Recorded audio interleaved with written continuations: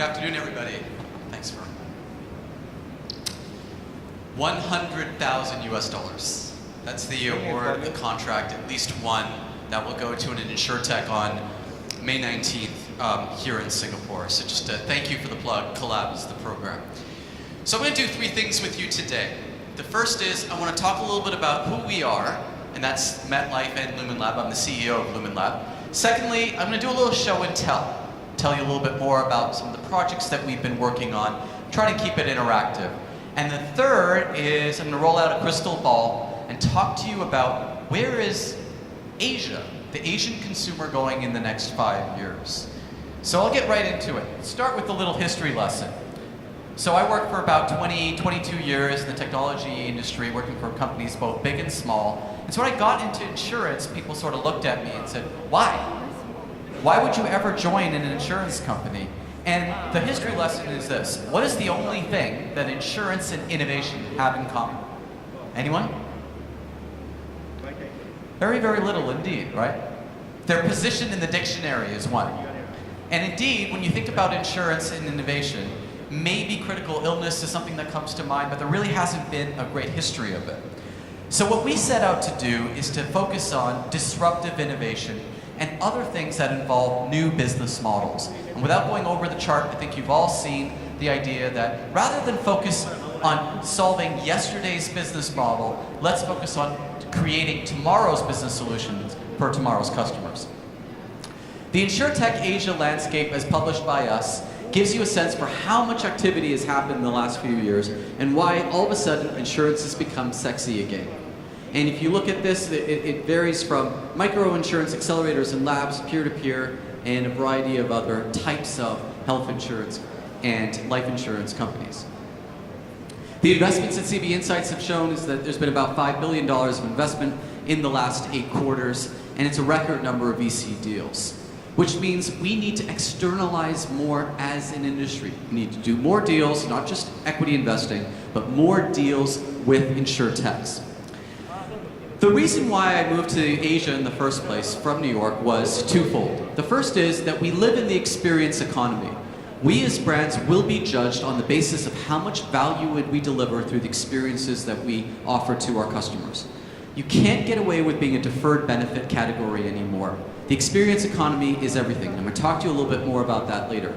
But the second point I wanted to bring up is this one: Asiafication. It's a word I made up. It refers to the fact that the demand curve is bending towards Asia in every industry. In the next 5 or 10 years, 67% of the growth of every industry across the planet will be here in Asia. And what that means is the Asiafication of demand, the Asiafication of insurance, forces us to innovate in Asia for Asia. Now remember that. So why do we want to innovate? There's 2 remits for our LumenLab. The first is very clear. We want to build value-creating businesses. We're a venture builder. We're also a corporate startup engagement program. We want to build businesses that reimagine what insurance is all about in the next 10 years. But equally importantly, we want to establish a growth mindset at MetLife.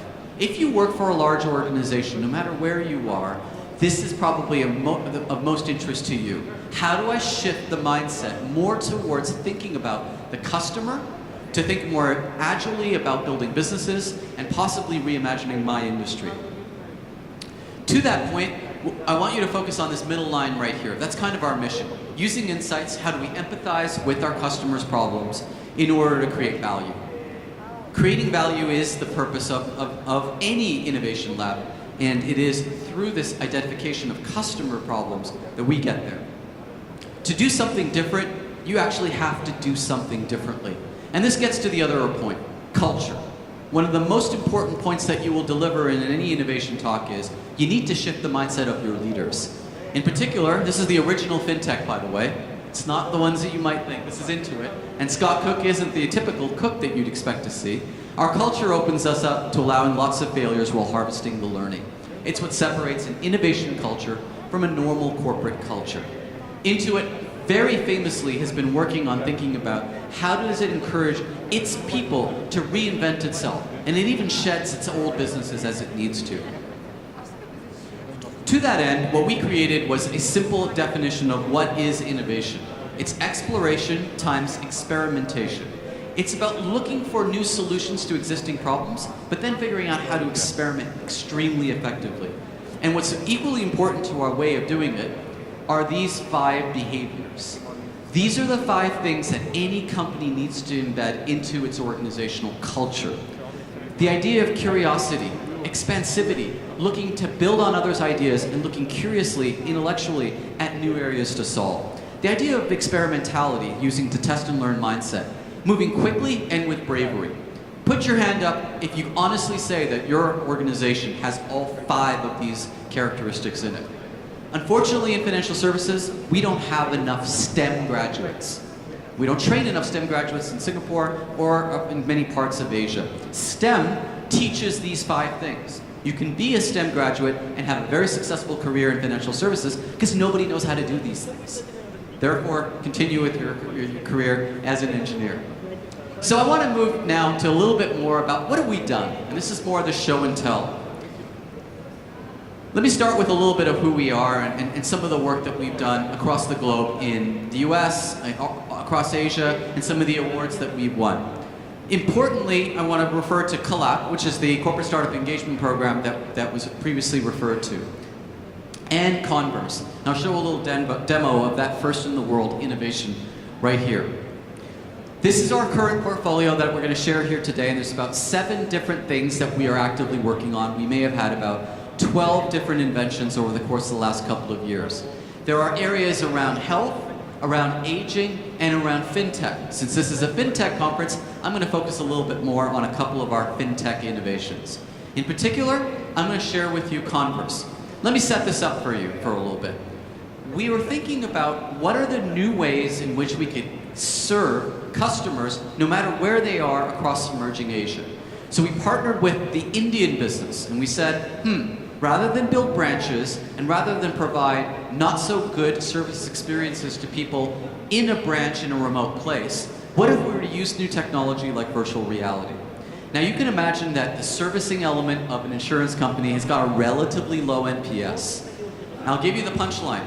The NPS for Converse customers is plus 95. So people would walk into our branches swearing in Hindi about their experience working with an insurance company. Our employee staff was much happier because it went from an attitude of frustration and anger to one of, wow, I've never seen a virtual reality headset. And to think this is a small experiment, this isn't. Thousands of people across India are using this today to think about how they will work. This is a little bit of a demo on how this might play out. I'm going to press click. Welcome, Johnny, to Converse, MetLife's virtual reality branch. I'm Rebecca, and I'll be assisting you today. Wonderful. Great to meet you, Rebecca. Let me take a few moments to introduce you to our office. If you look slightly to your right, you can see a screen where I will share personalized information with you. If you look further right, you'll see the skyline of Dubai outside. Isn't it beautiful? Yes, it is. It's a wonderful day outside. If you circle back towards me and take a look at the left wall, you can see information about our company and interact with the features on the wall to learn more. Wow, you have an extremely high claim settlement ratio. Yes, it's in our core values to provide the best experience possible for customers, and our settlement ratio really reflects that. Now that you're comfortable with the room, Johnny, how is it I can help you today? Well, I just moved jobs and have a new mobile phone number. I'd like to update my policy, please. Sure, we can do that. And congratulations on the job. Best of luck with it. Thanks. So I'll first start with verifying your identity. May I have your permission to turn on the camera on your phone so I may take a photo of your identification? Yes. Turning the camera on. Wonderful. I'm now turning the camera on. Let me know when you're holding your identification in front of it and it's ready for the photo. Okay, it's ready. Fantastic. So I'm going to stop it there. It's because what you basically are seeing is an interaction through an avatar in real time with somebody in their pajamas somewhere else in India. What's really interesting, and the reason I stopped it at that moment in time, was the ID. In the past, we needed to take a photocopy, a scan, and deliver that as a proof of an actual change of address. We went to the regulator and said, if we were able to use the camera on the phone using the VR and scan it, is that proof enough of ID in terms of an address change? And they said yes. So when you have new technologies and new innovations changing the rules of operations, that's the real opportunity to compress the value chain. Again, NPS of 95, one of the first time ever in the entire world that virtual reality has been used in an insurance company, and there have been thousands of customers. The next thing I want to share with you is the Collab program. Now we expected, we'd get 50 insurtech startups that applied to this, and we were surprised. There were 139 applicants. Even more impressive is that 119 of you, insurtech startups, applied and had reasonably good applications. 119 good applications, and the average raise for those 119 was 1.1 million US dollars. It was really, really difficult to shortlist down to 28. There were 28 great semifinalists that were working with us on the Collab program. And finally, we narrowed it down to 8. 8 of you, there's at least 3 of you in the crowd here today, I can't see under these lights, but 8 of you are actually part of the Collab program.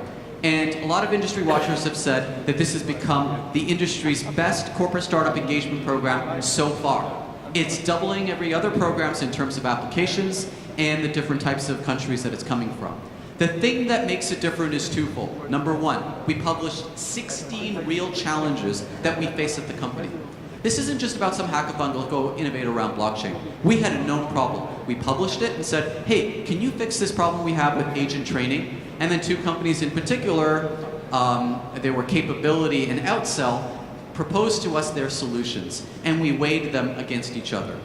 And the second thing that was really interesting was the number of MetLife people who were champions to these 8 startups. It wasn't 1 or 2. Anyone want to guess how many MetLife people were involved with this? 56. So that's 7 champions per finalist working on their behalf to get them at least one $100,000 contract. So what we're really happy about in this particular program is the insurtechs are happy, the executives are happy, but most importantly, the employees are super engaged. It's about shifting the mindset. Here are the 8 companies. If you're an investor in the back of the room, take a picture, invest in them.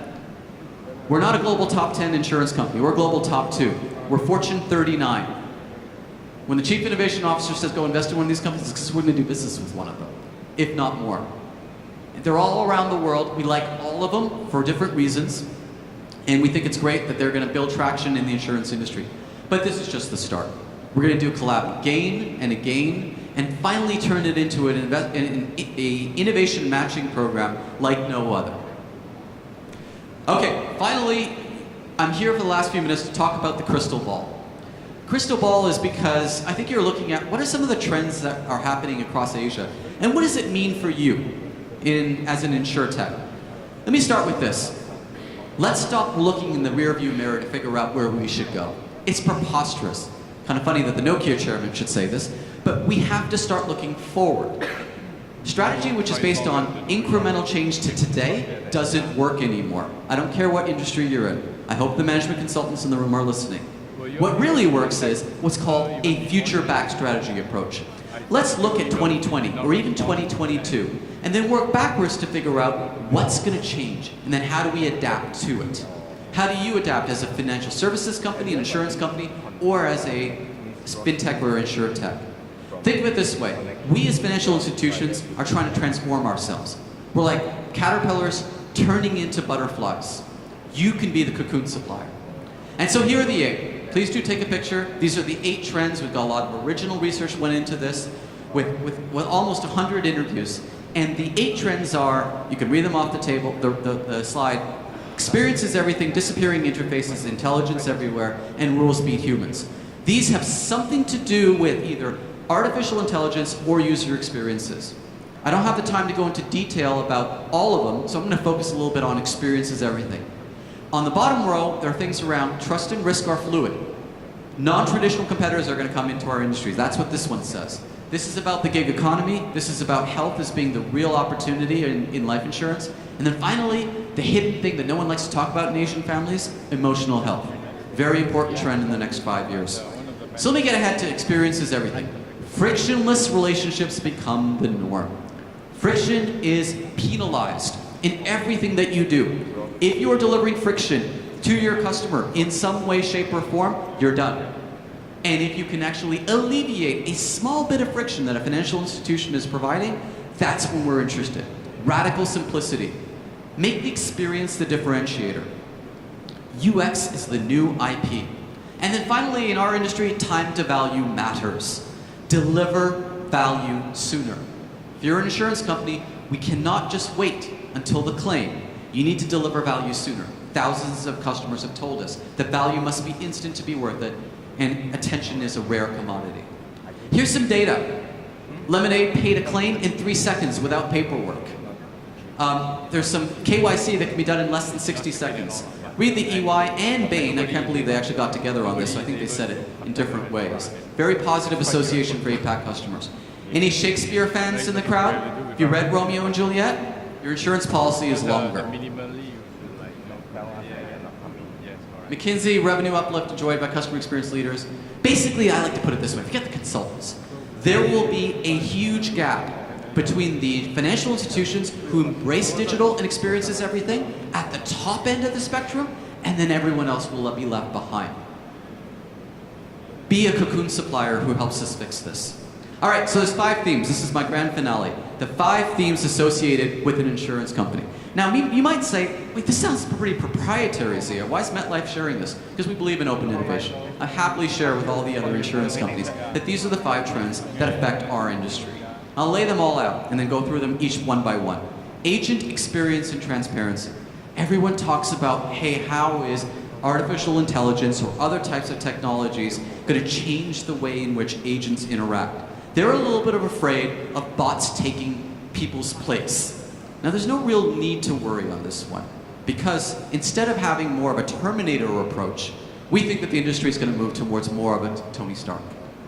We believe in augmented advisors who think and use contextual information in a very intelligent way to make the augmented human more powerful, as opposed to a more robotic or less less empathetic individual. The way I put it as well is as follows. Humans are a luxury. We'll get a lot of bot interactions, and right at the end, when we need it, the human will be the luxury or premium product. Number 2 is inclusion. This is one of my favorite topics because I think this is how we're going to serve the next 2 billion. Let me start at the top left.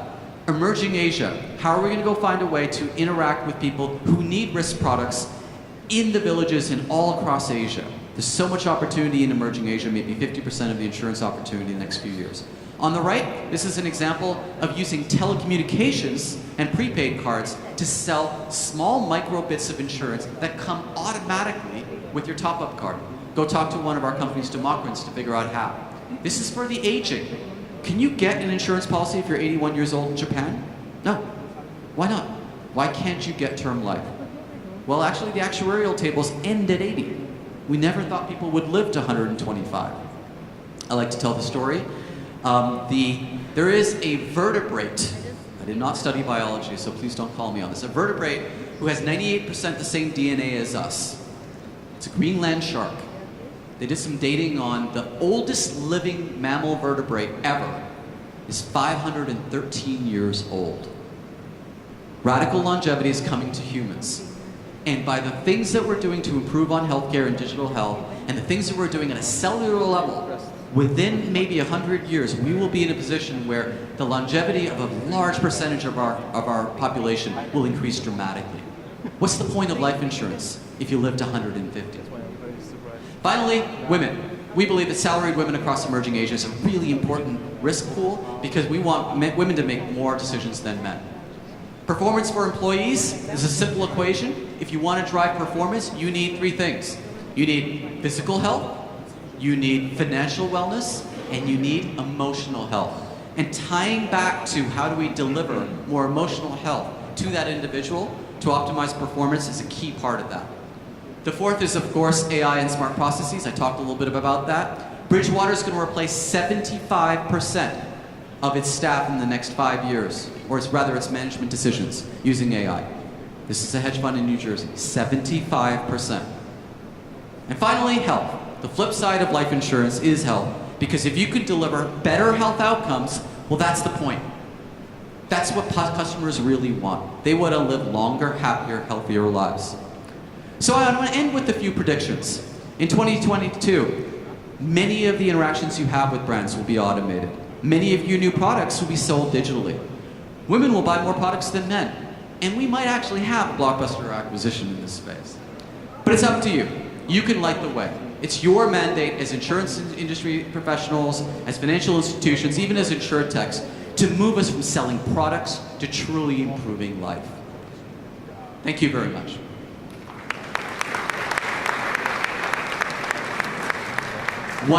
One single question I think I have time for. May I? All right, any questions? Okay, I can see a hand in the back. Yep, tall person in the back. In the back. Or can you come forward?